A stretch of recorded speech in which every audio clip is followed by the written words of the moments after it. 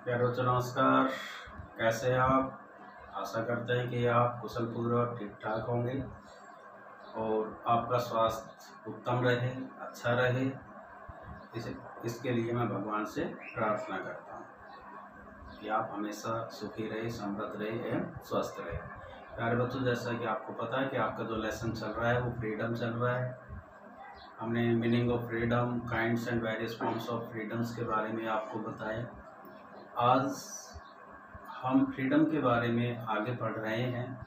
आज हम पढ़ेंगे कि किस तरह से स्वतंत्रता की सुरक्षा के लिए संरक्षण किया जा सकता है, मतलब व्यक्ति की स्वतंत्रता को कैसे संरक्षित किया जा सकता है। तो जैसा कि आपको पता है कि प्रजातंत्र में व्यक्ति को स्वतंत्रता बहुत ज़्यादा ज़रूरी है।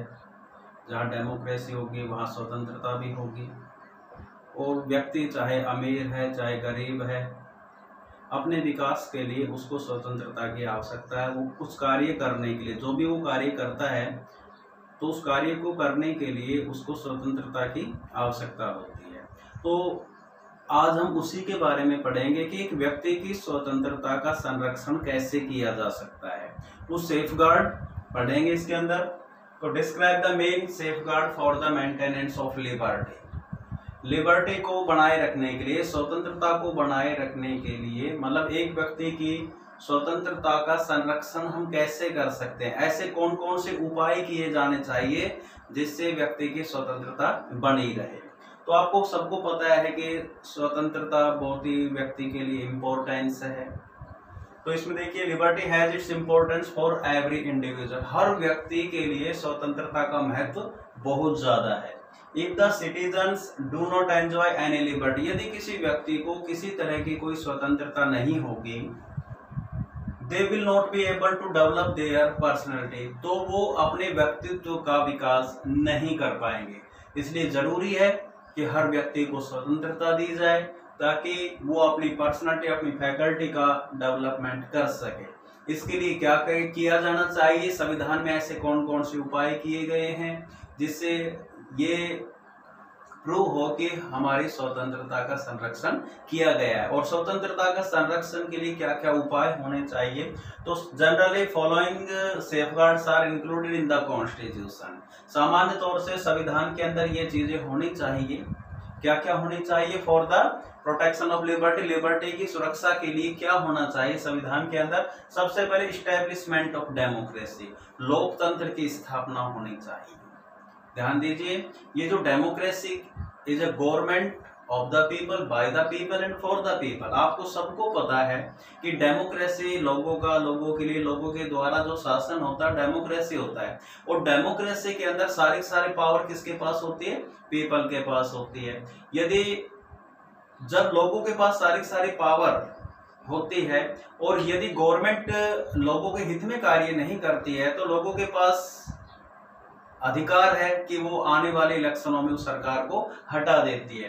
तो ध्यान दीजिए कि डेमोक्रेसी की स्थापना होनी चाहिए। डेमोक्रेसी के अंदर सारी की सारी पावर किसके हाथ में? लोगों के हाथ में, पीपल्स के हाथ में। और सोर्स ऑफ पावर कौन है? पीपल है।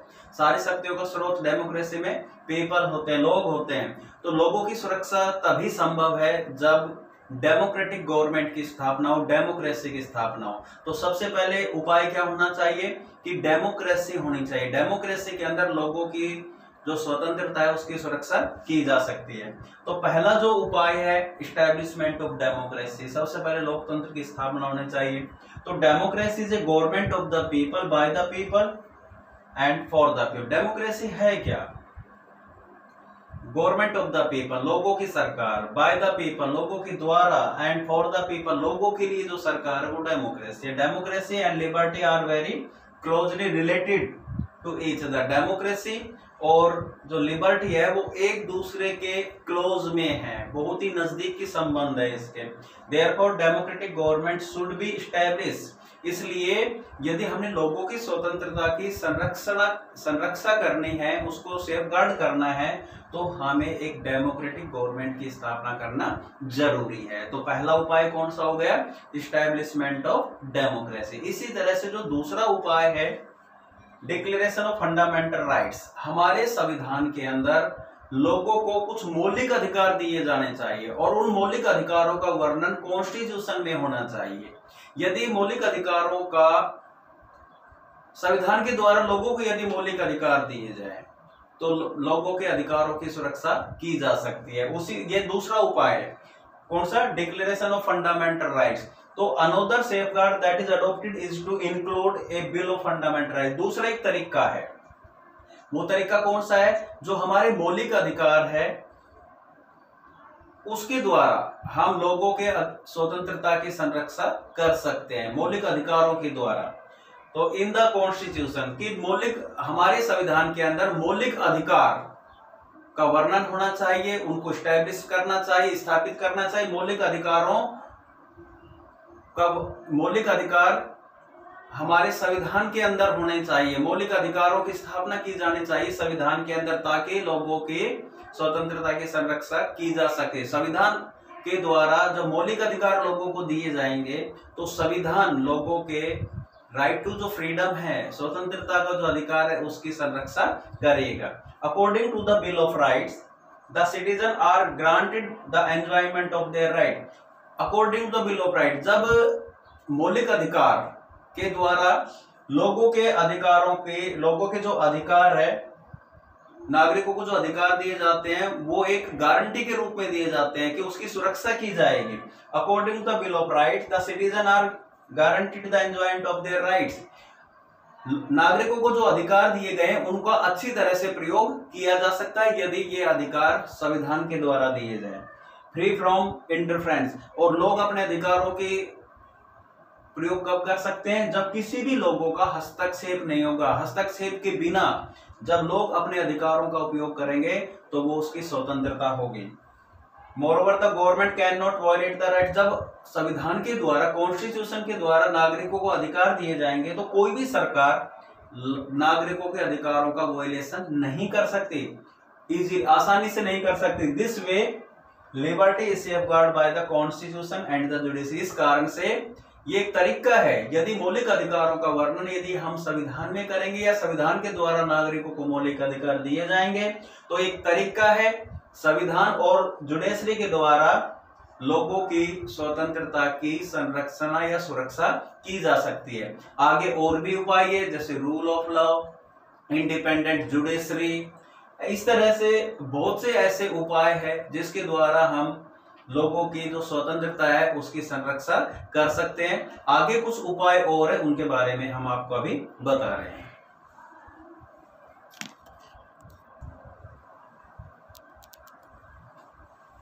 आगे जो सेफगार्ड है, मेंटेनेंस ऑफ लिबर्टी, स्वतंत्रता को सुरक्षित करने के लिए और उपाय है वो, और तीसरा उपाय इंडिपेंडेंट जुडिशरी, स्वतंत्र न्यायपालिका होनी चाहिए। यदि किसी देश के अंदर इंडिपेंडेंट जुडिशरी नहीं होगी तो वो सही तरीके से न्याय नहीं कर पाएगी। यदि किसी देश के अंदर इंडिपेंडेंट न्यायपालिका स्वतंत्र है, वो किसी के दबाव में कार्य नहीं करती है, तो वहां के लोगों की स्वतंत्रता को कायम रखा जा सकता है। इसी तरह से रूल ऑफ लॉ, कानून का शासन। कानून का शासन का मतलब है कि चाहे व्यक्ति अमीर हो चाहे गरीब हो, कानून सबके लिए इक्वल है। कानून किसी के साथ कोई भेदभाव नहीं करे, धर्म, ये रिलीजन, कास्ट, क्रीड, सेक्स, इसके आधार पर किसी तरह का कोई डिस्क्रिमिनेशन नहीं होना चाहिए। कानून का शासन होना चाहिए। जहां पर कानून का शासन होगा वहां चाहे व्यक्ति अमीर है चाहे गरीब है, एक जैसा कानून सब लोगों के लिए होना चाहिए, तो वहां स्वतंत्रता की रक्षा की जा सकती है। इसी तरह इक्वल राइट, सभी लोगों को समान अधिकार होना चाहिए, चाहे वो अमीर है चाहे गरीब है, किसी के साथ किसी तरह का कोई भेदभाव नहीं होना चाहिए। यदि इक्वल राइट सभी को दिए जाएंगे तो स्वतंत्रता की सुरक्षा की जा सकती है। इकोनॉमिक इक्वलिटी, सभी लोगों को आर्थिक समानता होनी चाहिए, चाहे व्यक्ति को अपॉर्चुनिटी मिलनी चाहिए, उसको आजीविका कमाने के समान अवसर मिलना चाहिए, वो अब भूखा न रहे, उसको बेरोजगार न रहे। यदि इस तरह से गवर्नमेंट यदि वहां पर सुविधाएं गरीब लोगों को देती है, इक्वल अपॉर्चुनिटी सभी लोगों को प्रोवाइड कराती है, तो वो स्वतंत्रता की, आर्थिक स्वतंत्रता की रक्षा होती है। सेपरेशन ऑफ पावर्स, आप देखिए शक्तियों का विभाजन की बात कर लेते हैं।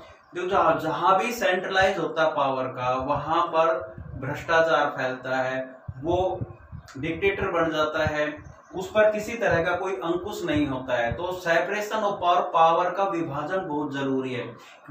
किसी एक व्यक्ति के पास, एक संस्था के पास सारी पावर नहीं होनी चाहिए, पावर का बंटवारा होना चाहिए। यदि पावर का बंटवारा होगा तो कोई भी व्यक्ति निरंकुश या कोई भी संस्था निरंकुश नहीं होगी और वहां पर भ्रष्टाचार नहीं होगा, आसानी से वहां पर काम हो सकता है। तो separation of power is very necessary for to safeguard the maintenance of liberty. Declaration of powers, अब इसमें डिसेंट्रलाइजेशन ऑफ पावर, यही है डिसेंट्रलाइजेशन का मतलब पावर का डिसेंट्रलाइज होना। पावर एक व्यक्ति के हाथ में नहीं होना चाहिए, पावर का बंटवारा होना चाहिए। अब जैसे हमारे देश के अंदर डिसेंट्रलाइजेशन ऑफ पावर्स या स्टेट गवर्नमेंट और सेंट्रल गवर्नमेंट, लोकल गवर्नमेंट के पास डिसेंट्रलाइजेशन, पावर का डिसेंट्रलाइज किया गया है। यहाँ पर ऑर्गन्स ऑफ द गवर्नमेंट भी है, सरकार के अलग अलग अंग है, कानून कोई बनाती है, उसको लागू कोई संस्था करती है, और न्याय यदि वो अकॉर्डिंग टू कॉन्स्टिट्यूशन नहीं है तो उसको देख रेख के लिए जुडिशरी होती है। तो इस तरह से सेपरेशन ऑफ पावर या डिसेंट्रलाइजेशन ऑफ पावर्स होनी चाहिए, पावर अलग अलग हाथों में होनी चाहिए, पावर का कभी सेंट्रलाइज नहीं होना चाहिए। इससे जो संस्थाएं वो निरंकुश होकर भ्रष्टाचार फैलता है और स्वतंत्रता की रक्षा नहीं की जा सकती। फ्री एंड ऑनेस्ट प्रेस, यदि किसी देश के अंदर प्रेस स्वतंत्र है, प्रेस को आजादी है, तो सरकार क्या कर रही है क्या नहीं कर रही है, सरकार यदि गलत कार्य कर रही है तो क्या करेगी, प्रेस उसकी बातों को अखबारों में छापेगी, लोगों के सामने लाएगी। और यदि किसी देश के अंदर प्रेस को आजादी नहीं है तो वहां पर लोगों की स्वतंत्रता भी कायम नहीं रखी जा सकती। पॉलिटिकल एजुकेशन, राजनीतिक शिक्षा, यदि व्यक्ति को अपनी स्वतंत्रता की रक्षा करनी है तो उसको राजनीतिक शिक्षा आनी चाहिए, उसको अंदर जागरूकता होनी चाहिए, अपने बारे में, अपने अधिकारों के बारे में, कर्तव्यों के बारे में उसको पूर्ण ज्ञान होना चाहिए कि उसको क्या अधिकार है क्या नहीं है। जब तक व्यक्ति को अपने अधिकारों के बारे में वो राजनीतिक रूप से शिक्षित नहीं होगा, ये वो अवेयर नहीं होगा, उसको अपने अधिकारों के बारे में जागरूकता नहीं होगी, तब तक उसकी स्वतंत्रता की रक्षा नहीं की जा सकती। इसलिए political education is very necessary to safeguard the maintenance of liberty. तो ये जो क्वेश्चन हमने आपको बताया कि किस तरह से हम व्यक्ति, कुछ ऐसे उपाय हैं जहां हम स्वतंत्रता की सुरक्षा कर सकते हैं, कॉन्स्टिट्यूशन के द्वारा, जुडिशरी के द्वारा, सेपरेशन ऑफ पावर के द्वारा, डिसेंट्रलाइजेशन के द्वारा, प्रेस, ऑनेस्ट प्रेस या फ्री एंड ऑनेस्ट प्रेस के द्वारा, rule of law, equal rights and economic equality, इनके द्वारा हम क्या कर सकते हैं, ये सारी सेफगार्ड है, safeguard for the maintenance of liberty. तो ये क्वेश्चन आपको आज हम दे रहे हैं कि किस तरह से हम स्वतंत्रता की सुरक्षा को कायम रख सकते हैं। इस क्वेश्चन को आपने अच्छी तरह से अपने फेयर नोटबुक में करना है और मेरे व्हाट्सएप नंबर पर अवश्य सेंड करें। Thank you.